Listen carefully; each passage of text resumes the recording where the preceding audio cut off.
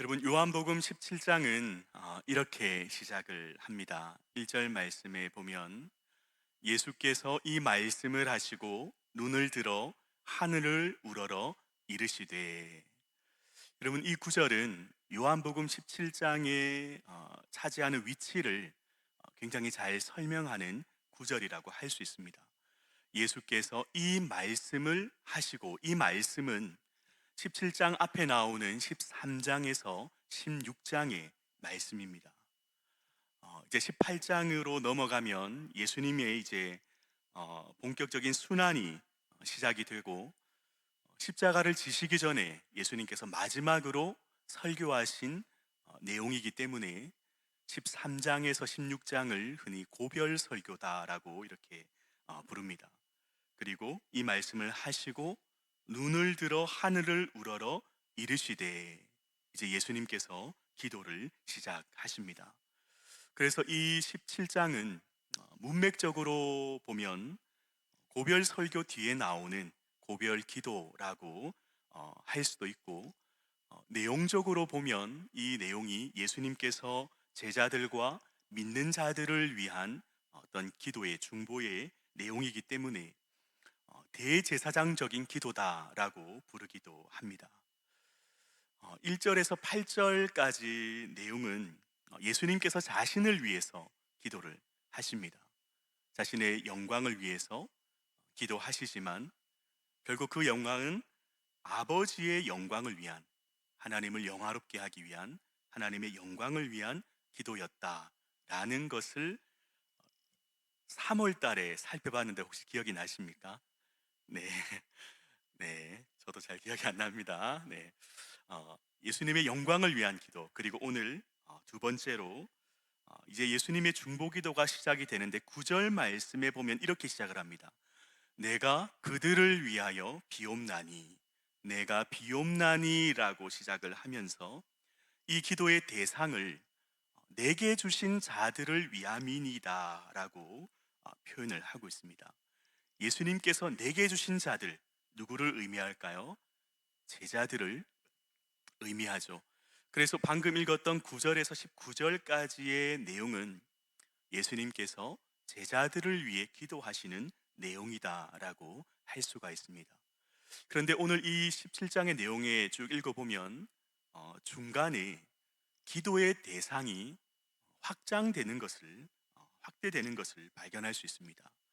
20절 말씀에 보면 내가 비옵는 것은, 아까 9절의 말씀처럼 내가 비옵는 것으로 시작을 하면서 이 기도의 대상은 그들의 말로 말미암아 나를 믿는 사람들을 위함이니이다. 그러니까 제자들이 전한 복음을 통해서 믿는 모든 자들을 위한 기도로 확대가 되고 있는 것을 발견할 수 있습니다. 그래서 예수님의 17장의 예수님의 기도는 세 부분으로 나눌 수 있고, 오늘 두 번째 부분 9절에서 19절까지의 예수님께서 제자들을 위해서 기도하시는 이 내용을 통해서 몇 가지 은혜를 나누고자 합니다. 첫 번째로 나눌 은혜는 예수님은 우리의 중보자이시다라는 것입니다. 여러분, 지난주에 어버이날을 우리가 다 맞이하셨는데 아마 각자의 방법으로 부모님께 감사하는 그런 시간을 아마 보내셨을 것 같습니다. 자녀를 향한 부모의 마음, 사랑은 언제나 변함없이 한결 같은 것 같습니다. 자녀들이 건강하기를 바라고 또 잘 되기를 바라는 그런 마음은 변하지 않죠. 그래서 우리 믿는 부모님들은 자녀들을 위해서 기도하시지 않습니까? 그래서 이 자녀들을 위한 기도의 내용을 살펴보면 그 기도를 통해서 그 부모님의 사랑을, 마음을 느낄 수가 있는 것 같습니다. 예수님의 기도도 마찬가지입니다. 예수님의 이 기도를 쭉 읽어보면 그 제자들을 향한 예수님의 사랑이 느껴지고, 결국 이 사랑은 하나님 아버지께서 우리를 향하신 사랑과 그 마음이 느껴지는 것만 같습니다. 여러분, 예수님께서 이 기도를 하실 때가 언제였습니까? 이 17장의 기도를 하실 때가 이제 18장으로 다가오면은 조금 있으면 이제 잡혀가십니다. 그리고 순환을 당하시고 십자가에서 죽으실 때가 다가오고 있었던 겁니다. 예수님도 이 시간을 알고 계셨습니다. 그런데 예수님은 이 십자가의 죽음을 앞두고도 자신의 안위는 조금도 걱정하지 않으십니다. 자기를 위한 기도가 아니라 오히려 자신이 이제 떠나게 되면 이 땅에 남겨질 제자들을 걱정하시면서 그들이 세상에 홀로 남아도 실족하지 않고 믿음을 지키며 살아가기를 바라는 그런 마음으로 기도를 하시는 것입니다. 그래서 이 예수님의 기도는 우리에게 감동을 줄 뿐만 아니라 제자들을 향한 애틋한 사랑과 진심이 느껴지는 것입니다. 예수님은 이제 승천하시면 이 땅에 남겨질 제자들이 두려워하지 않도록 이미 16장 말씀에서 보혜사 성령님을 보내어 주시겠다라고 약속을 하셨습니다. 그리고 오늘 이 13절의 말씀에 보면 이렇게 기록을 하고 있습니다. 17장 13절 말씀에 지금 내가 아버지께로 가오니 내가 세상에서 이 말을 하옵는 것은 그들로 내 기쁨을 그들 안에 충만히 가지게 하려 함이니이다. 예수님 떠나시면 이 땅에서 두려워하거나 이 땅에서 불안해하는 것이 아니라 예수님의 그 기쁨을 충만히 가지도록 제자들을 위해서 기도하신다라고 말씀을 하고 있습니다. 여러분, 이렇게 예수님은 간절하게 사랑의 마음을 담아서 제자들을 위해서 기도하시는데, 여러분, 제자들은 어떻습니까?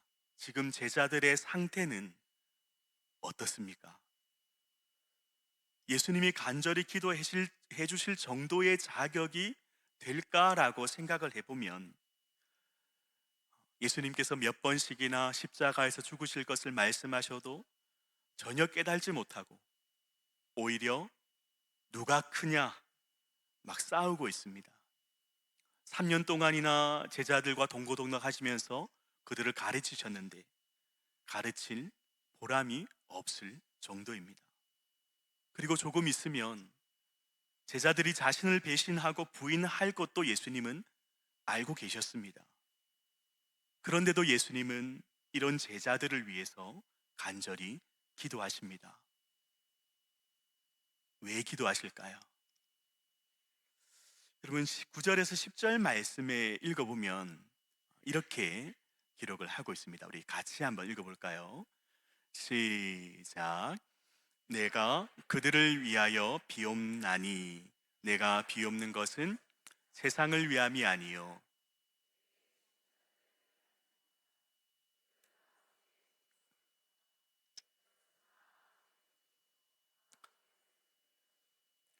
내가 그들로 말미암아 영광을 받았나이다. 아멘. 예수님은 제자들을 내게 주신 자들이라고 표현을 하시면서 예수님을 믿는 모든 성도들은 아버지의 것이온데 하나님께서 예수님께 주셨기 때문에 그들은 주님의 것이고 주님의 소유라고 말씀을 하시는 것입니다.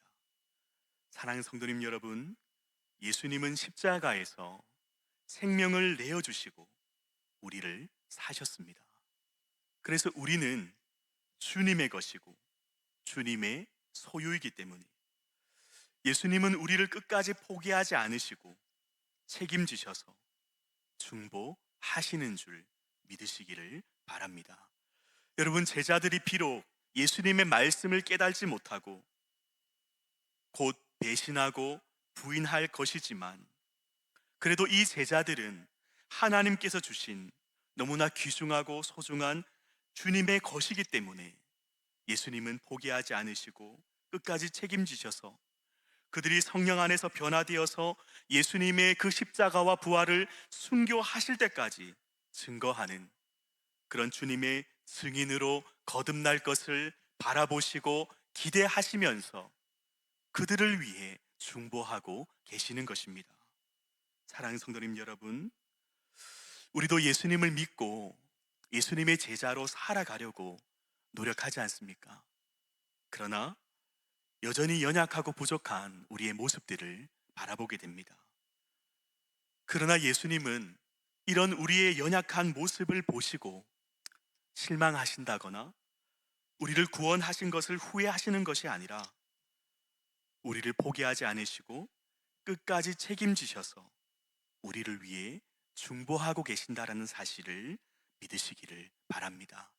왜냐하면 우리는 주님의 것이기 때문입니다. 우리는 주님의 소유이기 때문입니다. 주님은 우리를 끝까지 포기하지 않으시고 책임지시고 우리를 붙드셔서 우리가 변화되어서 주님의 증인으로 거듭날 것을 기대하시고 바라보시고 우리를 변화시켜 나가시는 것입니다. 여러분, 예수님은 연약한 우리가 성령 안에서 변화되어서 주님의 증인으로 거듭날 것을 바라보시고 기대하시면서 우리를 위해 기도하고 계신다라는 것을 우리는 믿어야만 하는 것입니다. 여러분, 9절 말씀에 보면 비옵나니라는 이 단어의 시제가 헬라어를 에로타오라는 헬라어를 사용하고 있는데요. 이 동사의 시제는 현재 시제 동사를 사용하고 있습니다. 그러니까 비옵는 것을 현재까지, 지금까지 계속해서 예수님은 기도하고 계신다라는 것입니다. 예수님은 지금까지도 주님의 제자들을 위해서, 이 땅의 교회와 성도들을 위해서 기도하시는 줄 믿으시기를 바랍니다. 그래서 예수님은 우리의 중보자가 되시는 것입니다. 디모데전서 2장 5절 말씀 우리 같이 한번 읽겠습니다. 하나님은 한 분이시요 또 하나님과 사람 사이의 중보자도 한 분이시니 곧 사람이신 그리스도 예수라. 아멘. 하나님과 사람 사이의 중보자는 예수님 한 분밖에 없습니다.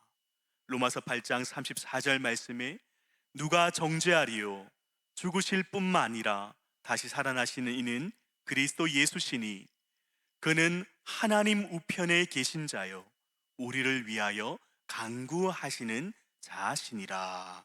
아멘. 예수님 우리를 위해 십자가에 죽으시고 부활하셨습니다.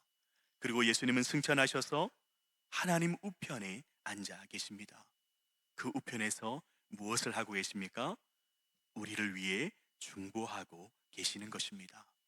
히브리서 7장 25절 말씀에 보면 그러므로 자기를 힘입어 하나님께 나아가는 자들을 온전히 구원하실 수 있으니 이는 그가 항상 살아 계셔서 그들을 위하여 간구하심이라. 아멘.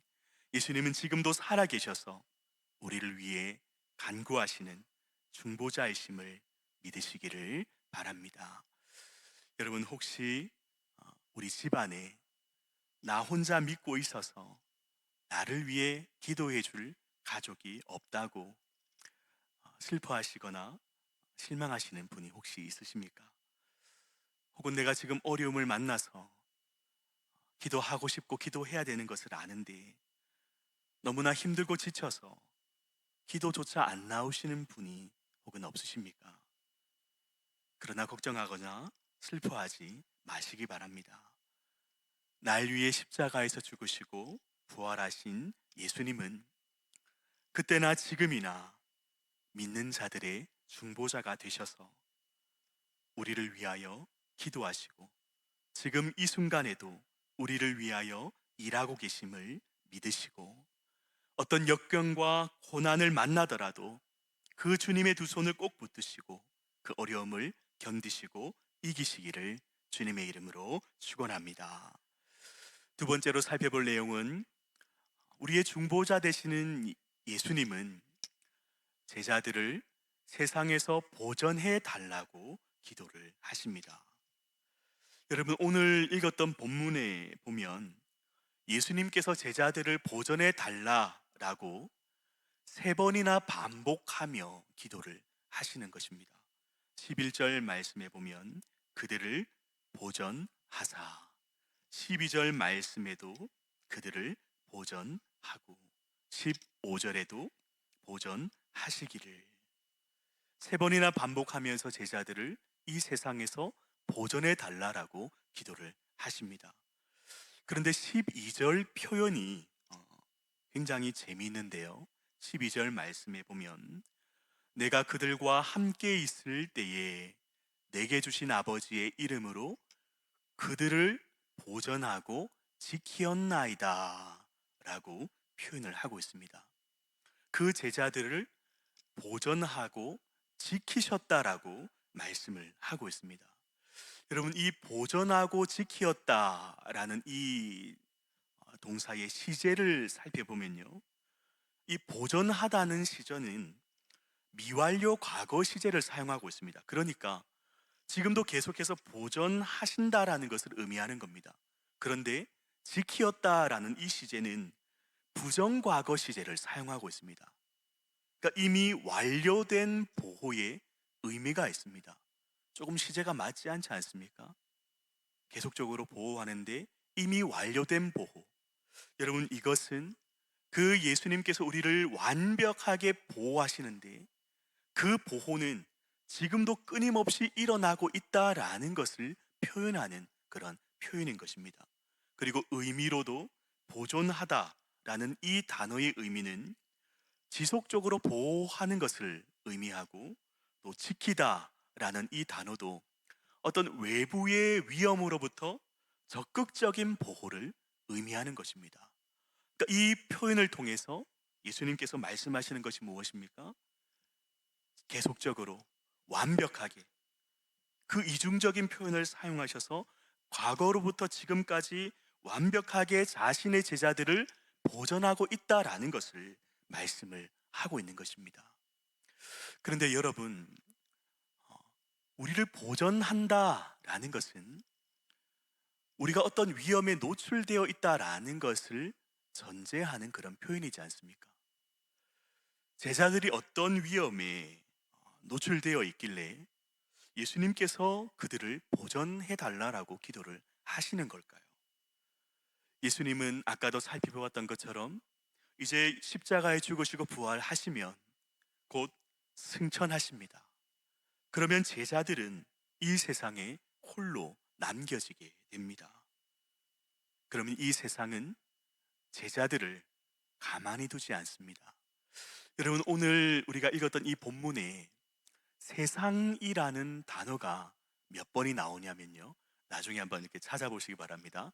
12번이나 세상이라는 단어를 반복해서 사용을 하고 있습니다. 여러분, 성경에서 세상은 어떤 의미가 있습니까? 이 세상은 죄로 인해서 전적으로 타락한 그런 영역을 의미하지 않습니까? 그리고 이 세상은 하나님과 하나님 나라를 대적합니다. 그래서 로마서는 너희는 이 세대를 본받지 말라라고 분명히 경고를 하고 있습니다. 우리가 아무런 생각 없이 이 세상에 휩쓸려 살아가면 우리는 사단의 밥이 되고 마는 것입니다. 여러분, 예수님도 이 타락한 세상에서 극심한 반대와 미움과 박해를 받으셨지 않습니까? 그럼에도 예수님께서 이 세상에서 끝까지 사역을 완수할 수 있으셨던 것은 하나님께서 예수님을 보전해 주셨기 때문입니다. 마찬가지로 예수님도 제자들을 보전하셨는데 12절 아까 읽었던 말씀에 다시 보시면요, 내가 그들과 함께 있을 때에 내게 주신 아버지의 이름으로 그들을 보전하고 지키었나이다. 제자들이 세상에 있었지만 예수님께서 그들과 함께 하셨을 때에 예수님은 그들을 완전히 보전하셨다라고 말씀을 하고 있습니다. 그런데 이제 곧 예수님께서 승천하시면 제자들은 이 세상에서 혼자 남아 있어야만 합니다. 이 세상에서 예수님을 믿는다는 이유만으로 미움을 받을 수도 있고, 또 핍박과 박해를 당해야만 하고, 이로써 믿음을 떠날 수도 있는 그런 위기에 처하게 되는 것입니다. 그리고 예수님께서 제자들을 완전히 보존하고 지키셨음에도 불구하고 예외가 있었다라고 말씀을 하십니다. 12절 말씀 우리가 다시 한번 읽어보면요. 그들을 보존하고 지켰나이다. 그 중에 하나도 멸망하지 않았는데 다만, 예외가 있었다는 거죠. 다만 멸망의 자식은 예외로 보존하지 않으시고 멸망의 길로 걸어갔다라는 것입니다. 여기에서 멸망의 자식은 누구겠습니까? 바로 가룟 유다입니다. 그런데 분명한 것은 예수님께서 가룟 유다를 보존하지 못하신 것이 아니라 보존하지 않으신 것이죠. 자, 그렇다면 가룟 유다와 제자들의 차이를 우리가 알면 예수님이 누구를 보존하고 지키시는지를 우리는 알 수 있습니다. 가룟 유다와 제자들의 결정적인 차이는 무엇입니까? 예수님을 믿고 영접했는가입니다.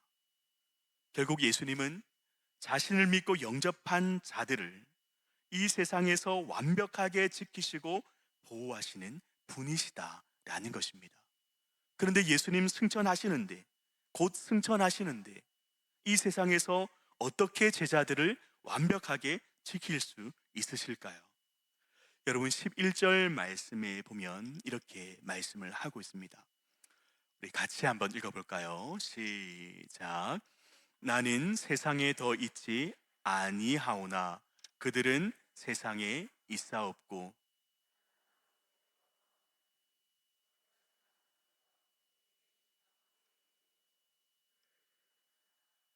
우리와 같이 그들도 하나가 되게 하옵소서. 아멘. 내게 주신 아버지의 이름으로 그들을 보전하사 우리와 같이 그들도 하나 되게 해달라고 간구를 하고 있습니다. 여러분, 이 제자들을 보전하사 우리와 같이 그들도 하나 되게 해달라고 간구를 하시는데요. 27장에서 하나됨은 굉장히 중요한 주제입니다. 그런데 20장에서 26절 말씀에 보면 이 하나됨을 세 번이나 반복해서 강조를 하시는 내용이 나옵니다. 그래서 오늘 여기서는 하나가 되기 위해서 필요한 것이 있는데, 우리와 같이 그들도 하나가 되게 하옵소서라는 이 말씀 가운데 우리와 같이는 누구를 의미하는 것일까요? 우리와 같이, 예수님께서 우리와 같이 삼위 하나님을 의미하는 것이죠. 여러분, 하나님은 성부, 성자, 성령, 삼위 하나님이십니다. 성령 안에서 성부와 성자가 하나 되시는 것처럼 이 땅에 보혜사 성령님께서 오시면 우리가 예수님과 연합하여서 하나 될 수 있을 뿐더러 성령님께서 이 땅에 오시면 우리 교회와 성도들도 하나 될 수가 있는 것입니다.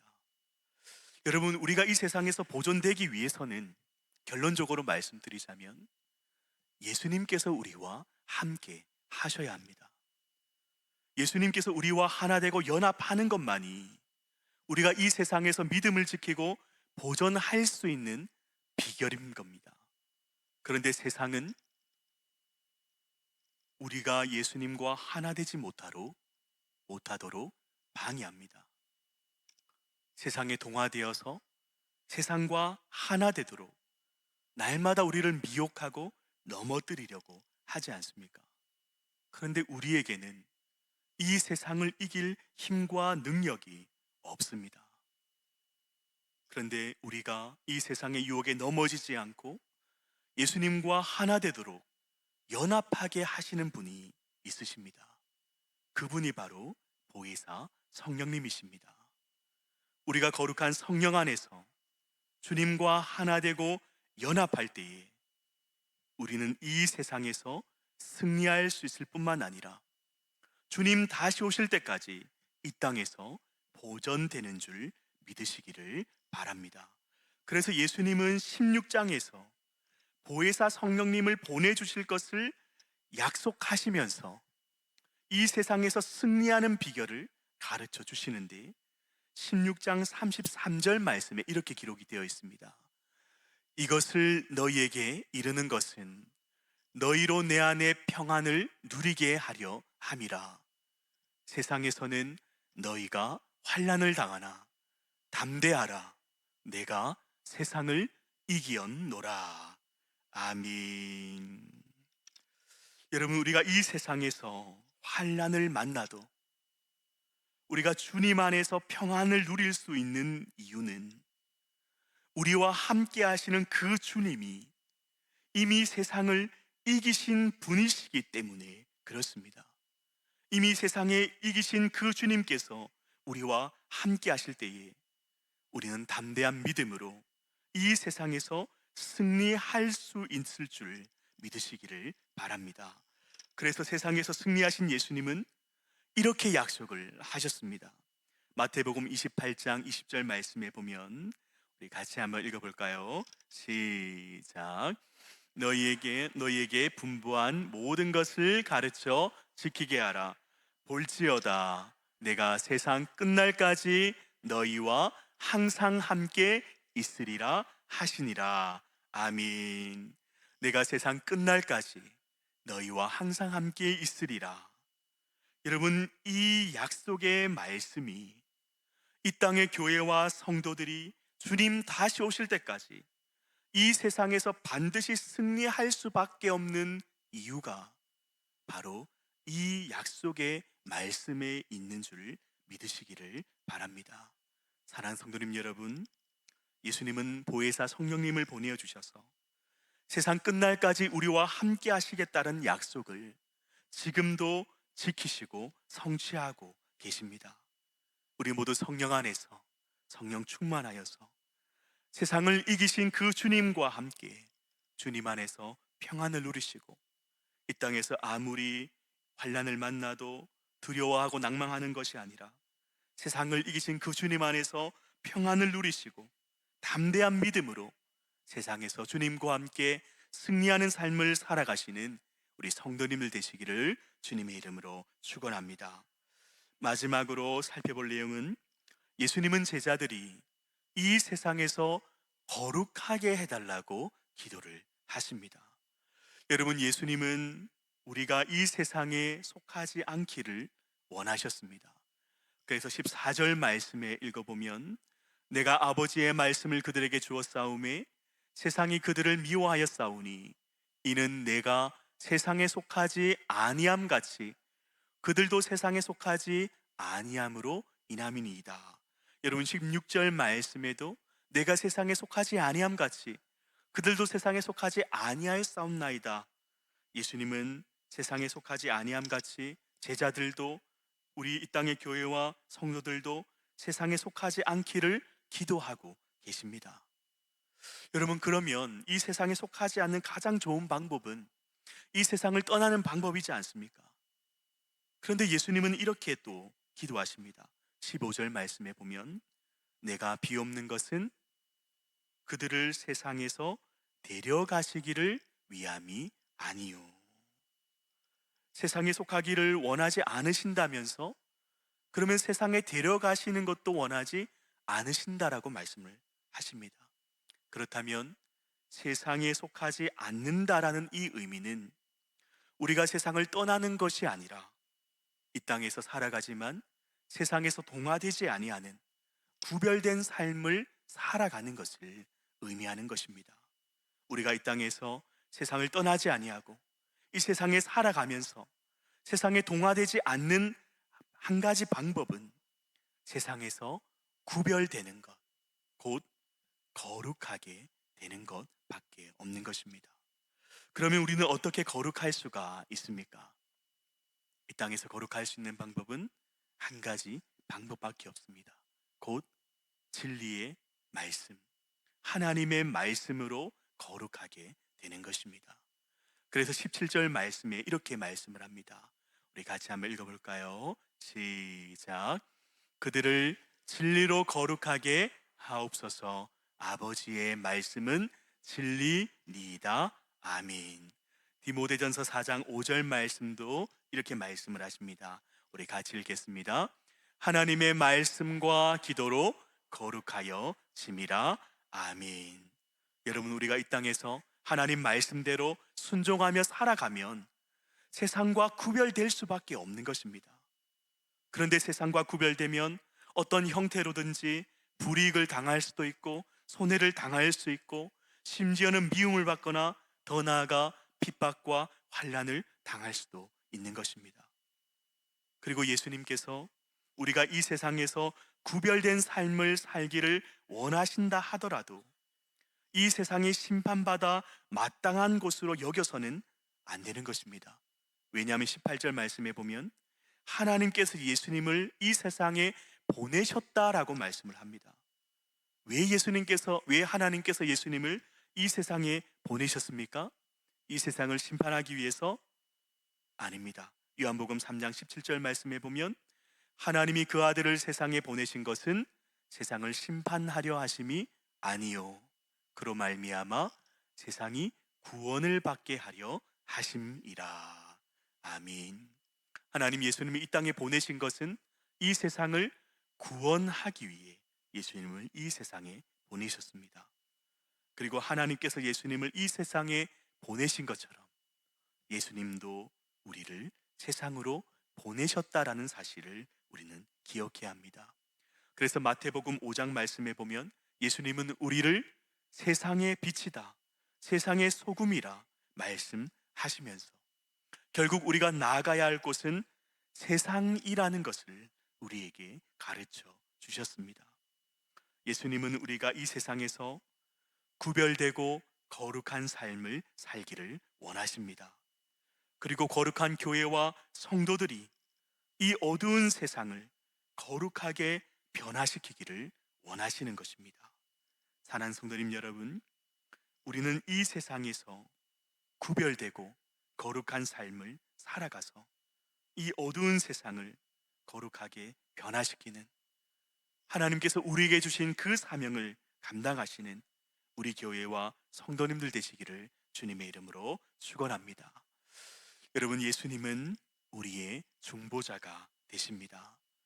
지금도 하나님 우편에서 우리를 위해 중보하고 계신 줄로 우리는 믿습니다. 예수님께서 지금도 기도하시는 것처럼 우리는 성령 안에서 주님과 하나 되고 진리의 말씀을 통해서 이 세상에서 구별되고 거룩한 삶을 살아가서 이 어두운 세상을 변화시켜 나가고 이 세상 많은 사람들을 옳은 길로 인도하는 제자의 사명을 감당하시는 우리 교회와 성도님들 되시기를 주님의 이름으로 축원합니다.